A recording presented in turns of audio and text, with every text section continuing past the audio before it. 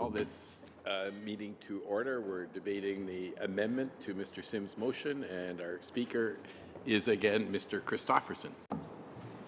Right.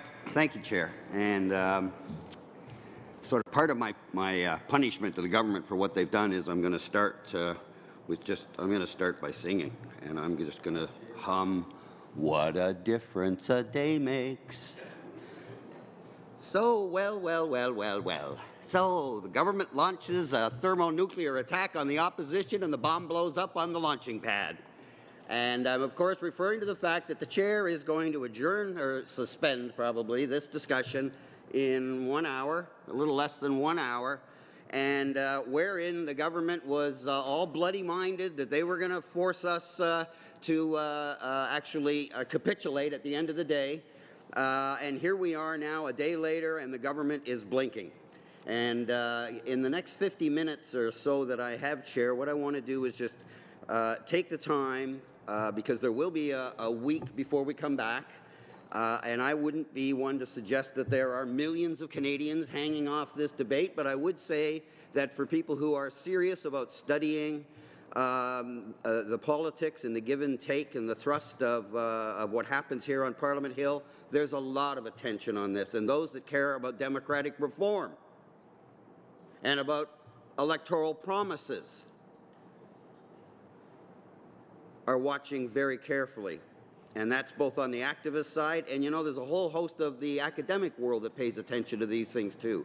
And so my intent is to, rather than my usual goal, which is to try to convey messaging by being at least partway entertaining, more of this next period, I just want to kind of lay out exactly how we got here, so those that want to write about this and comment on it over the next week at least have a factual basis of understanding of how it is we got here, because it's not straightforward. Like most of what we do in politics, it's not crystal clear, and rules around here are often arcane and complex, which is why, Chair, you have the clerk to advise you on the rules, as experienced as you are.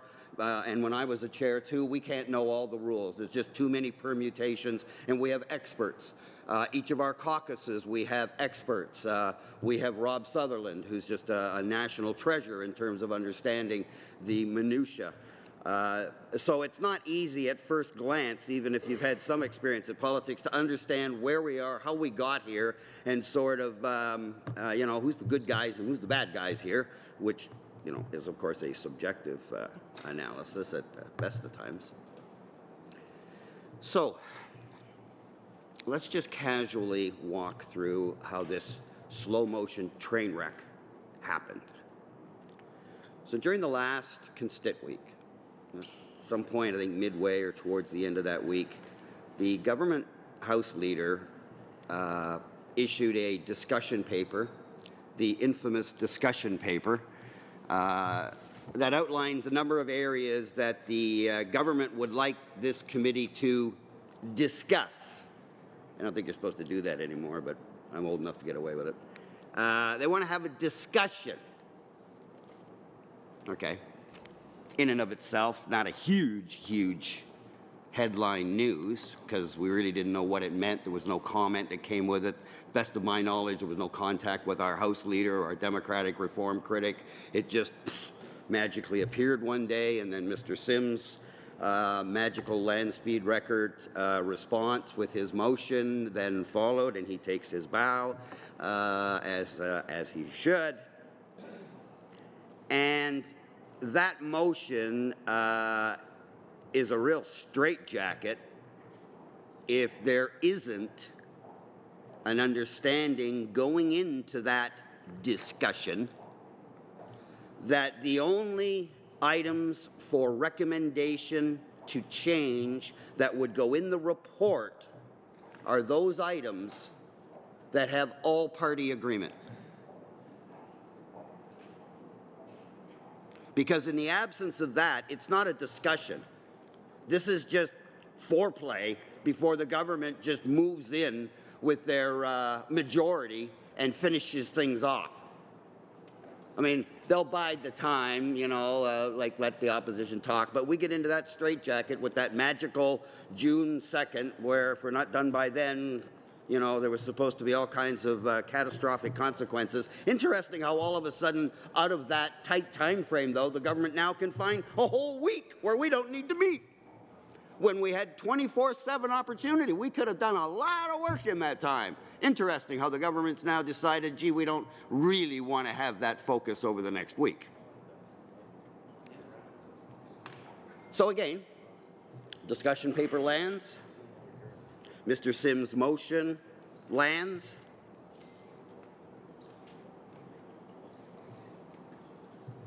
Most people are focusing on the budget that was coming on the upcoming Wednesday now passed.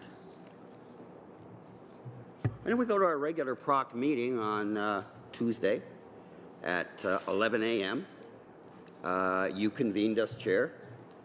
We came into order, and we were in camera. We were continuing our good work, our all-partisan, cooperative, progressive work on the Chief Electoral Report, a huge mammoth report with major implications for our country and our future elections. We were doing good work.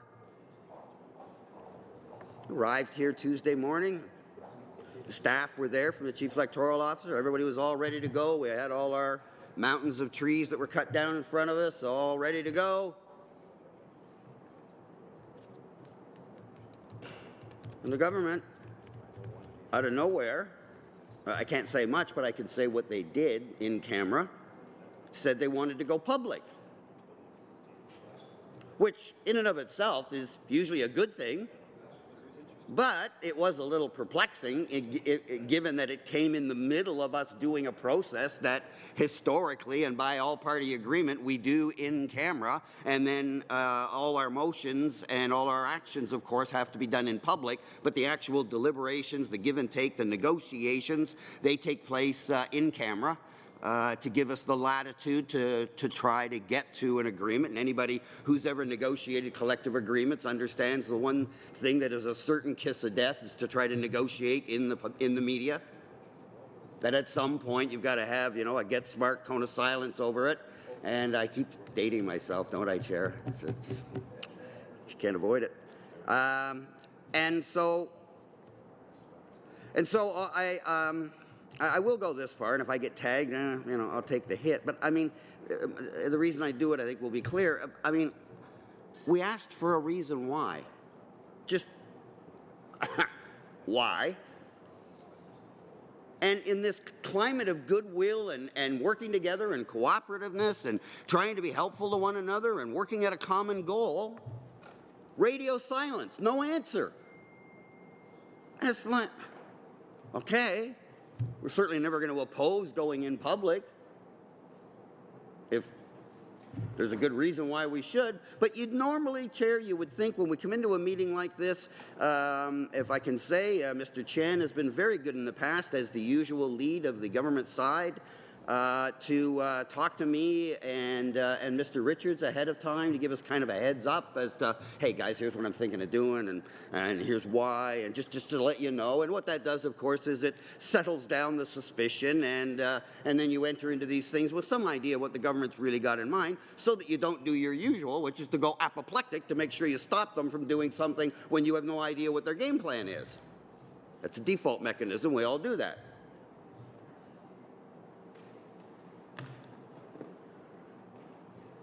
No explanation forthcoming. Okay, so we're going public.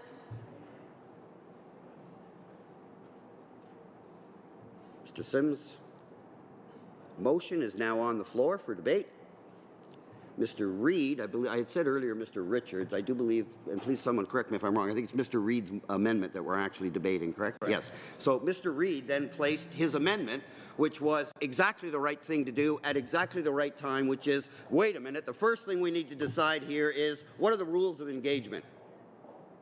And so his amendment to the motion was that we agree, basically, I won't read the legalese, but the essence of it is that we agree that we won't make any recommendations that go into the report unless there's all-party agreement for that recommendation. Okay. Suddenly it starts to become pretty clear that the government has no intention of supporting this amendment. So, that's when the first real spark of trouble showed itself. Up until then, it had been the report, the motion, but no comment, no context. We didn't really know what it meant. We didn't even know if it was coming up on PROC. That's why I say it was it was a surprise thing. I won't use the word ambush, but it was certainly a surprise, unexpected, and not explained ahead of time. No niceties at all.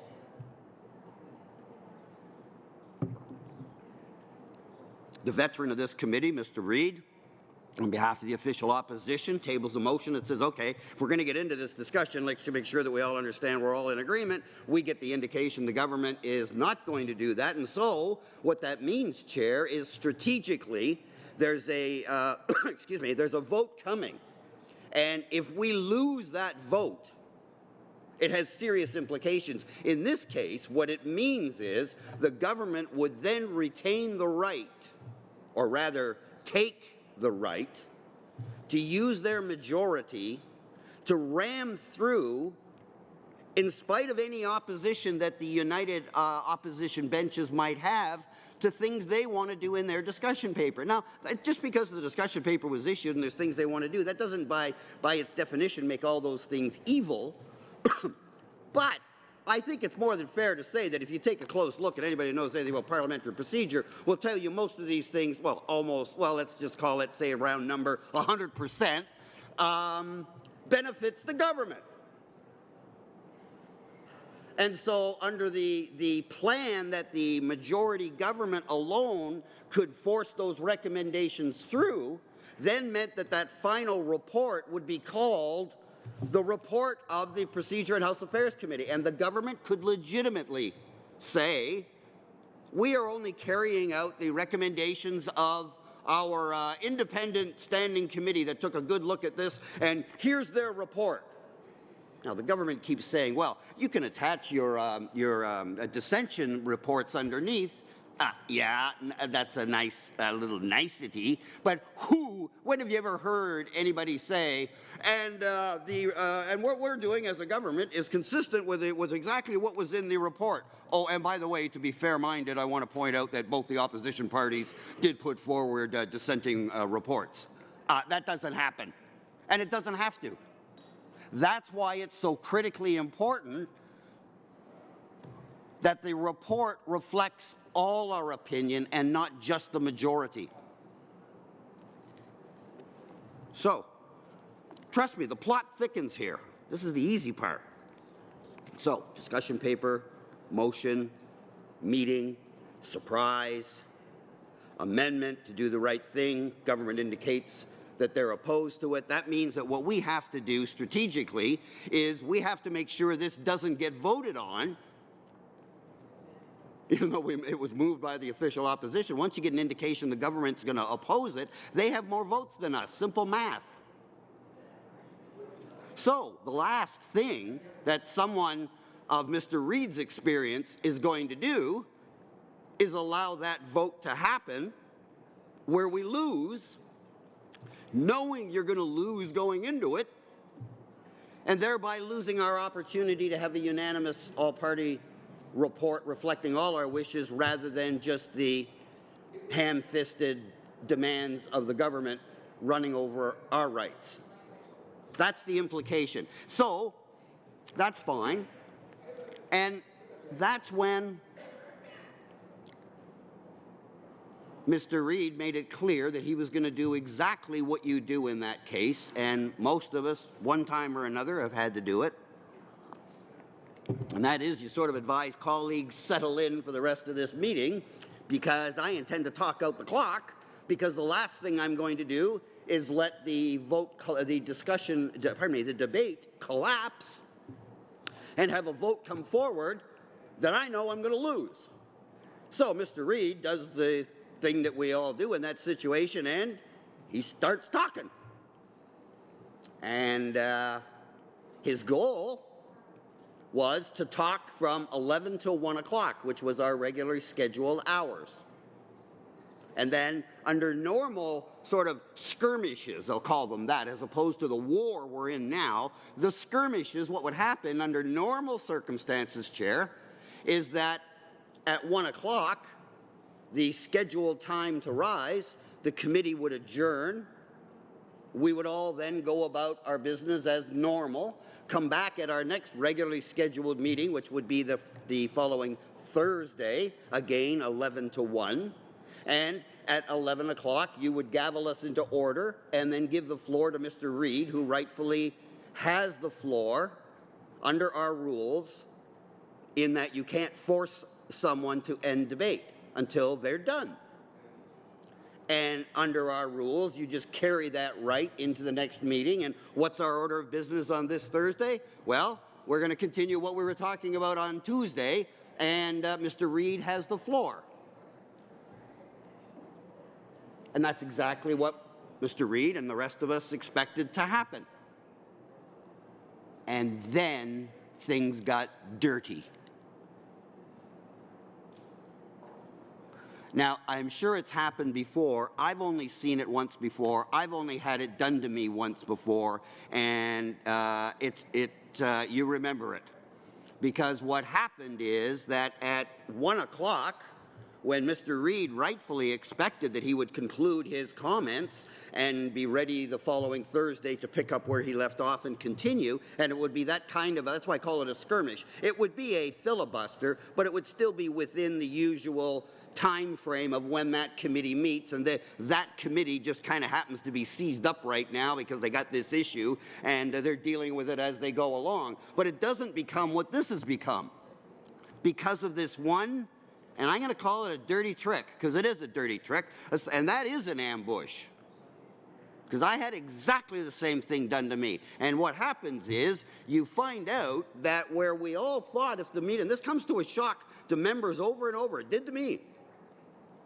We all assume, because we have a document, there's probably one here on the table somewhere, that called this meeting to order, and it would say that we were going to meet from like 10 to 11. And, well, I guess it wouldn't in this case, because here we are at parliamentary la land. It's Friday, but we're still on Tuesday. But anyway, the fact is that you would have a piece of paper that tells you what hours you're going to meet, and 99% of the time, that's when you rise. And you would expect that. And I think there was a member of the official opposition who said, Chair, I would point out that it's a couple of minutes after 1 o'clock. We should adjourn this meeting and this discussion and reconvene Thursday at our regular time. And the chair said, actually, no. We're going to continue. And points of order ensued, and we had a discussion with the clerk about what's going on here. It said the meeting's over at 1 o'clock. It's now a couple of minutes after 1 o'clock. The chair has an obligation to end this meeting. But see, that's the interesting thing about parliamentary rules. They're not always crystal clear. Because what's inferred at the 1 o'clock rise is that at least the majority agree with that. It in and of itself is not an ironclad law of parliamentary physics that the committee must end at its scheduled time. The committee ends when a majority says the committee ends. And given that we are masters of our own domain and masters of our own destiny, that right remains sovereign unless and until collectively we decide differently or we get overarching marching orders from the House. Other than that, we control our destiny. And so when you apply that, what it means is that if the chair knows that the majority government members are not going to vote for adjournment, that he has, in this case, really no alternative but to keep the meeting going. Now, if need be, he could stop things and force a showing that there is a majority that want to keep going, but when there's a majority built in, it's implied and understood, and that's the way that rule works. And it was done to me, and interestingly enough, on a very similar kind of matter under that good old C-23, the Unfair Elections Act. And I came in, you know, all raring to go. You know me, Chair. I came in, got my stuff, I got my speech, I'm ready to go. And I'm 2 hours, like Mr. Reid. I've got 2 hours to go, and then I've got a day in between where I can do my homework and get my next 2 hours of talking points so I can keep the floor and keep it going, because, as you know, Chair, we can't repeat our arguments, and any argument we make has to at least have some kind of tenuous relationship to the motion at hand. And that is a discretion that you reserve as the chair as to whether or not something is germane to the point in front of us.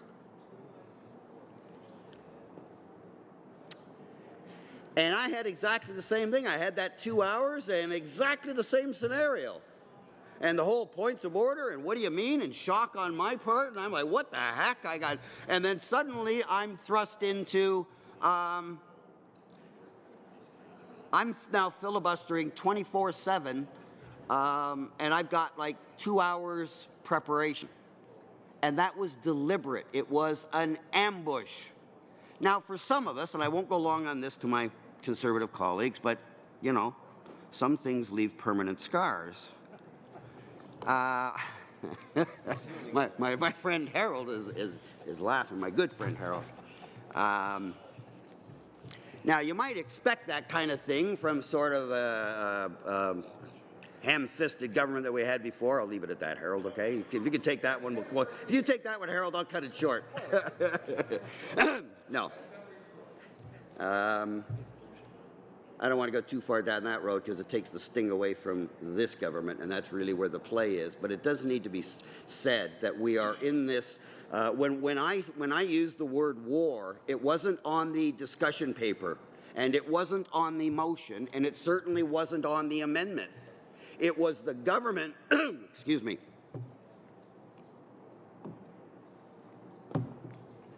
it was the governing Liberals using that, excuse me, boy, I lose my voice, I'll starve.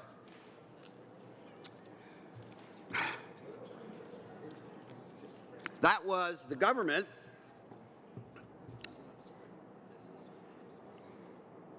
doing exactly what Harper did as a vicious,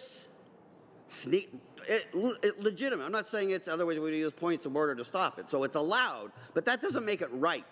And it certainly doesn't mean it was fair play. And there was never any intent for fair play. The government hoped that they would catch me flat-footed. At the time, I was the only one that was keeping it going on the filibuster. So if I couldn't keep talking, that meant that the debate would collapse and the vote would have happened, and I would have completely lost any further input into how C-23 was going to be dealt with.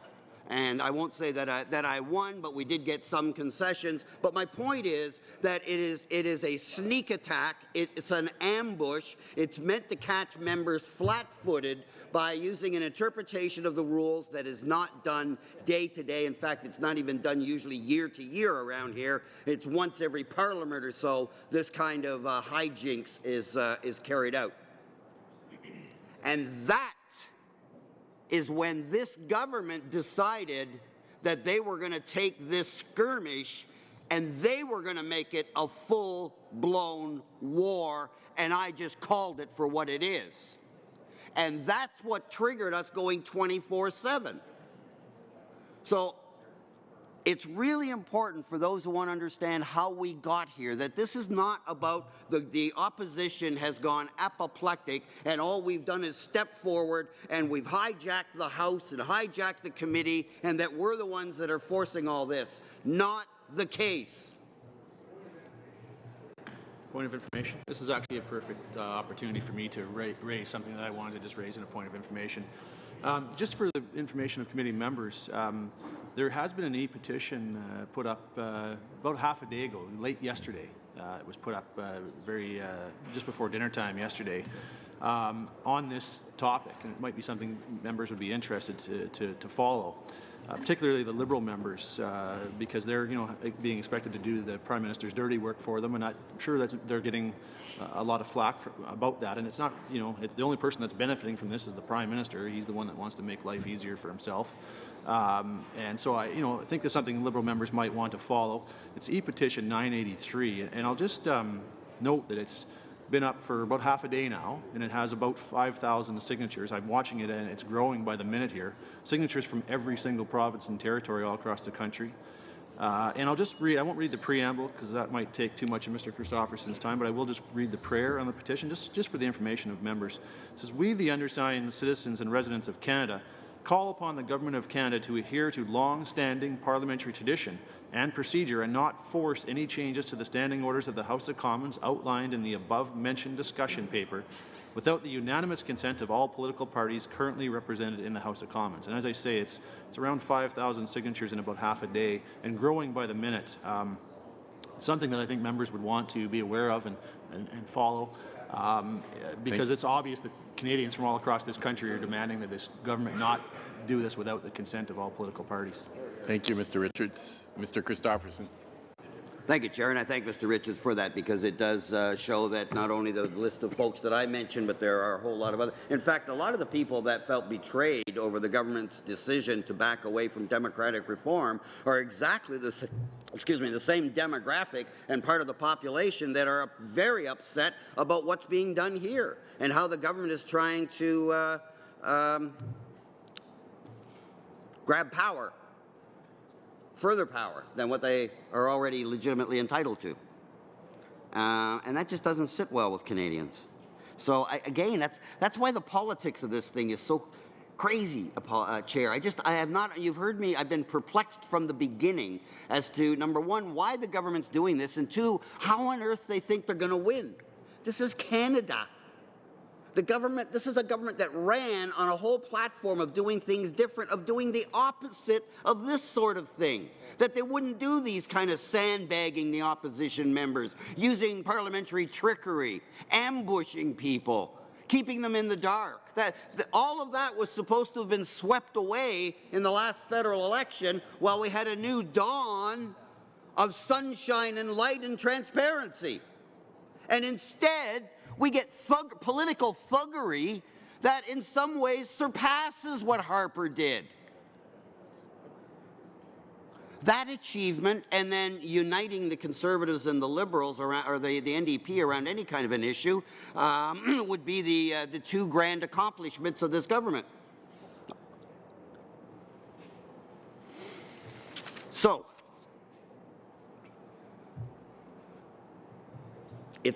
I want to come back again to why we're here and how we got here, and why, even though this is Friday, it's only Tuesday. It's because the meeting on Tuesday has still not ended. This is it. And the chair has been very careful not to not to adjourn, which would then require a reconstituting of the committee and all the procedures we go through. The chair just suspends the meeting when we do suspend, but technically this is still Tuesday. And the whole idea was that the government was going to force the opposition to die on this political hill. They did it the day before the budget, knowing that everyone was distracted by the budget, and they were. There was very little coverage of the use of this nuclear option by the government in the media, and for good reason. They were focusing on the budget. And so that's why the government brought this in. It's no different than when they announce bad news things. They do it on a Friday afternoon, and it starts to get reported in the weekend when everybody has shifted their mind. Many people have shifted their mind to their personal life and their weekend activities, and don't really tune back into the serious formal part of the world until Monday morning when they have to. And this was the same sort of thing. And what they thought was that we would be too frightened of the public. All this talking is having its effect. Sorry, I apologize. Thank you. Okay, so all that had the effect of they were hoping that we wouldn't have enough material and that we would be afraid of a public backlash that we were being obstructionist. And that's why their messaging all along has been, oh, Mr. Sims and others and the House Leader all just, oh, we just want a discussion. We just want to improve things. This is about modernizing. We have a mandate to modernize. That's all that's going on here.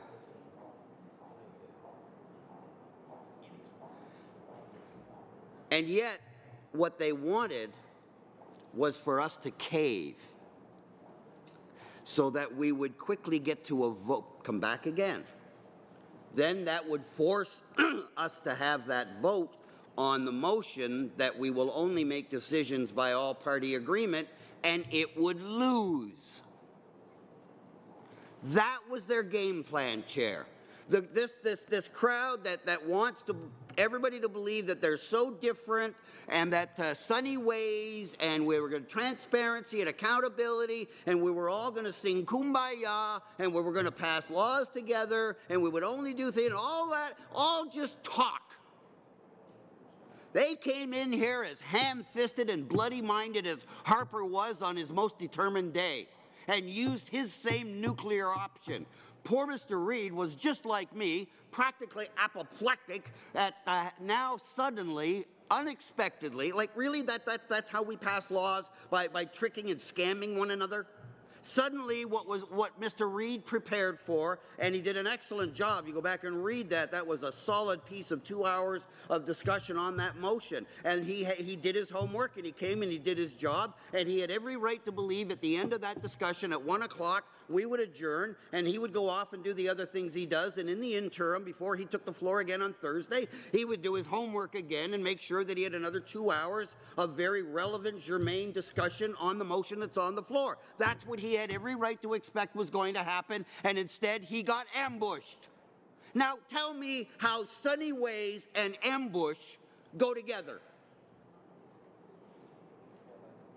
I'm from Hamilton. I understand ambush. I understand getting along together. I understand transparency in sunny ways. This is not it. And let me just say parenthetically, Chair, if you notice, most of us in the opposition benches, even when we get in full dungeon, have been very careful not to in any way try to personalize and put ownership of this on the members of the committee, including you, Chair. Because no matter what niceties we have about this is Mr. Sims' motion, and Chair, you're being 100% independent and only thinking of the interest of the... As much as we all know that's our narrative, we also know why it is that the standing orders spell out certain committees have to be chaired by opposition members.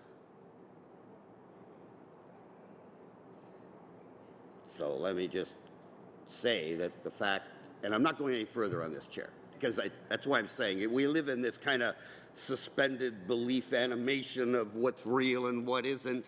And you're in this awkward position where you are a member of the team. You were put there by the government. Mr. Preston was no different. He did the best he could to be as fair-minded and as independent as possible. But at the end of the day, he's appointed there by the government. And, you know, when it was time to do what needed to be done, Mr. Preston did what needed to be done, as did every other chair beforehand. And the difference between a good one and a bad one is almost how much relish and delight do they take in running over the rights of the opposition. And chairs that are deep in character and true parliamentarians actually will push back their own government behind the scenes and say, that's not right, I'm not comfortable doing it. And that kind of thing will ensue. So I'm not going to go down that road, Chair. I mean, you heard what I said the other day, and we both knew that it was all very nice and very, you know, would fit nicely on a pedestal or on a plaque.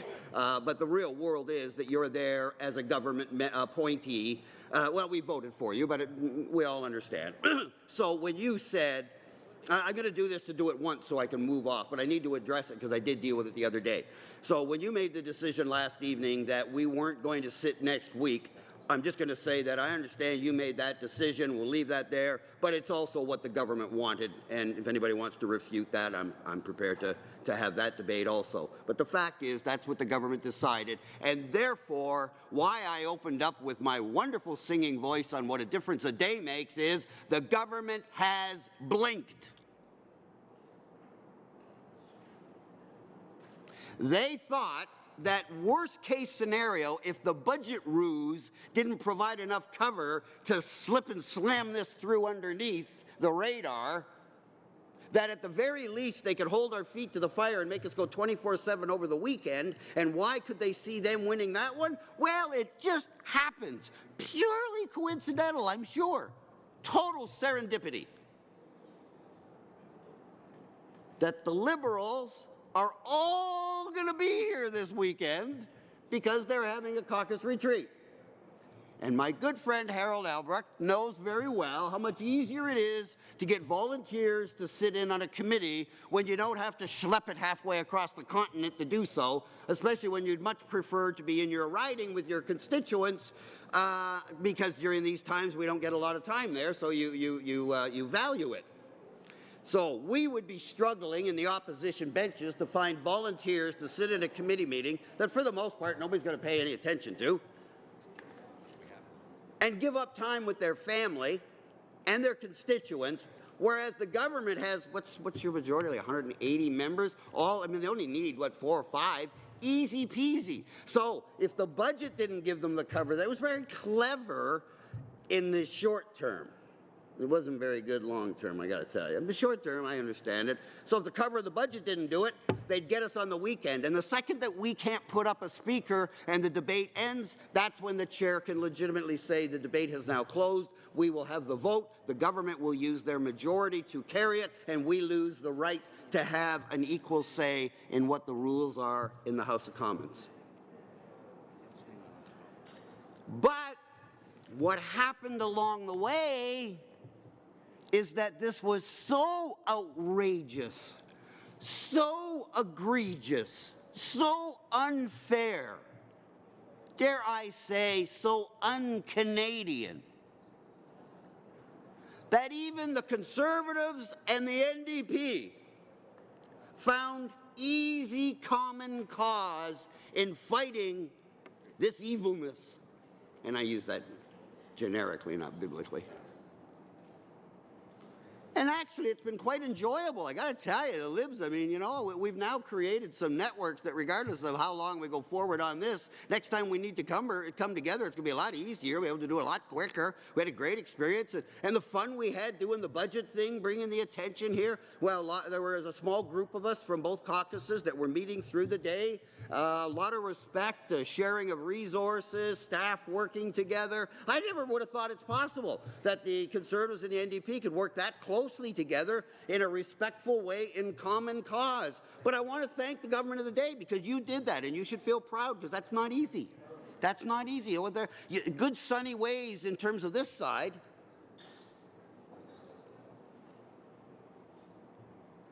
So from there, we were easily able to say, okay, you know what? We're in this together, because if the official opposition loses the right to have an equal say, obviously we do too. So we have common cause. So we quickly got together and said, okay, let's make sure between the two caucuses that we've got the weekend covered, because we know the Libs can do it easily, and over the last 24 hours and 36 hours, we've been working together to coordinate a roster of members that would be here so that we could staff this committee for the entire 24/7 all next week, so that the government could sit there and listen to the response to their abuse of our rules, wall to wall to wall all week. I got to tell you, notwithstanding I want to go home and see my family and I want to be in my riding, I was kind of relishing the idea of that kind of a pitch. Because you know what? In my gut, I knew the government can't. How can you win this? How? They can't. You know what? Given what's at stake and given what the government has done, and remember, they caused this war. Normally, we wouldn't be having this discussion until the Tuesday we get back, and it would be the regular scheduled time. We're only into this crisis 24/7 because the government wouldn't adjourn the darn committee meeting at the time it was supposed to adjourn, because that was part of their ambush.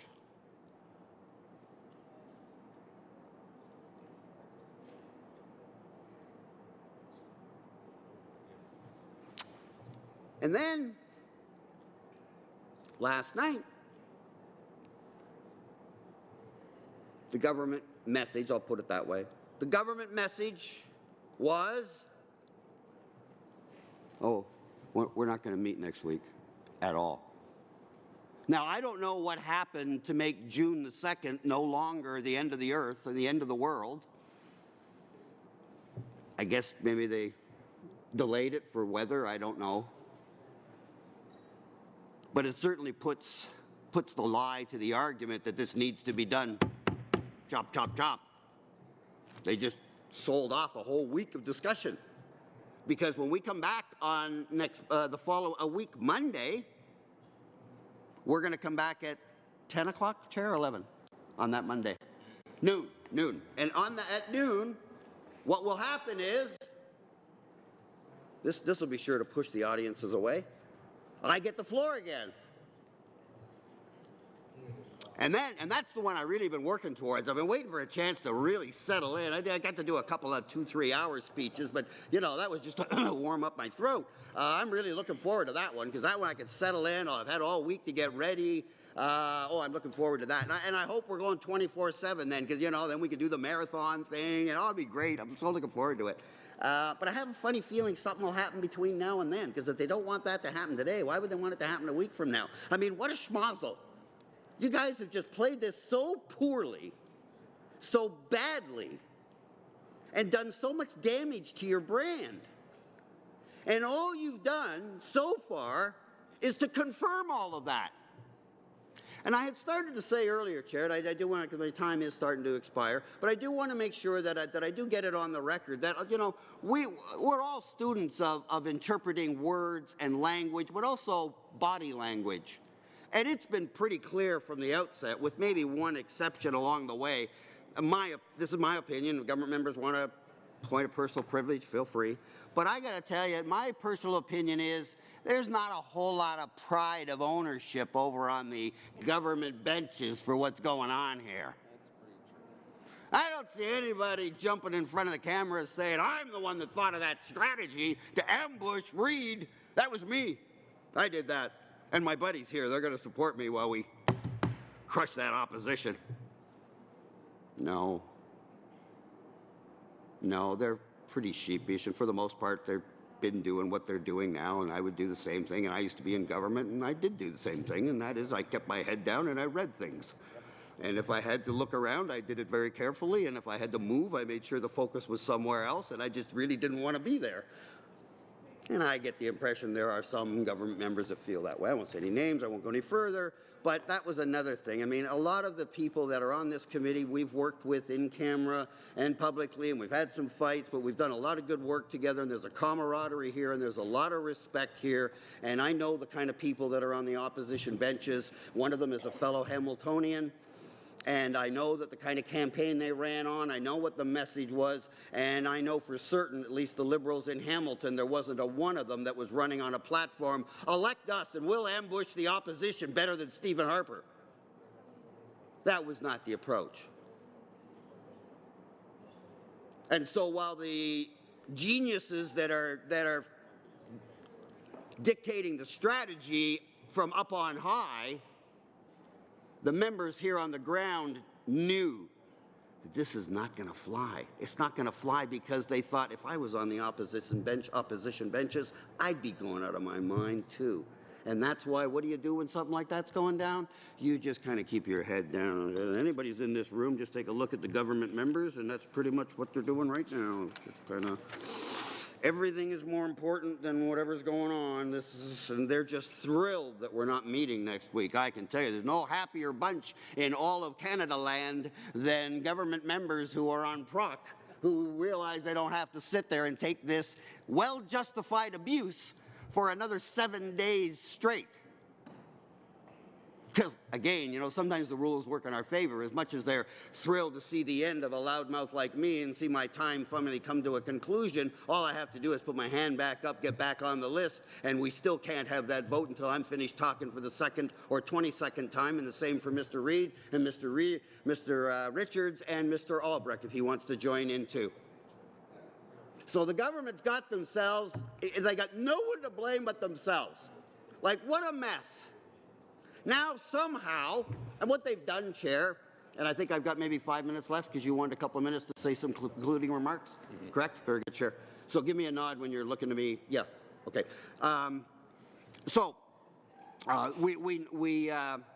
We know that the government does not want to be sitting here day after day after day. And what the government has done now is they've blinked. They realized that their declaration of war didn't work because they're not the ones that or rather the opposition are not the ones that blinked, it's the government. And they knew that we were getting stronger. And now that the budget's over, more and more pundits and analysts and people are starting to turn their mind to what's going on. And I haven't seen a positive write-up on the government's actions yet. I haven't seen, I'm sure they're out there and some may start it now that I've said it, but I haven't seen a whole lot of articles saying that we are being obstructionist here and that we in the opposition are the problem.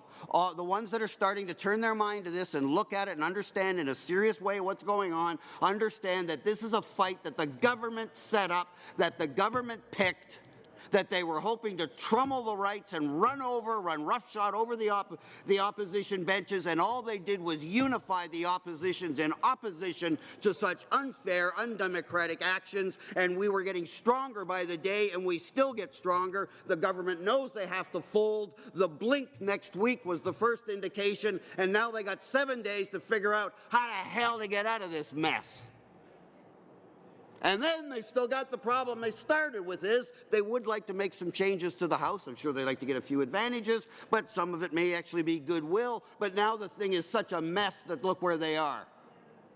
This is what happens when you say you're going to be one way and you act another. How many times have we said to the Liberals, you're so good at running on the left and governing on the right?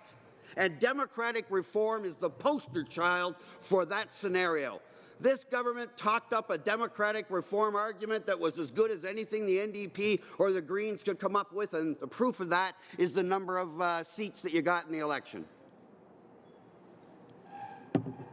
But actions like this, on how we pass laws, are so opposite to what every member of the Liberal caucus said during the campaign and what their Prime Minister has said. So I don't know where the I don't know where the government goes now, but they need a stand down.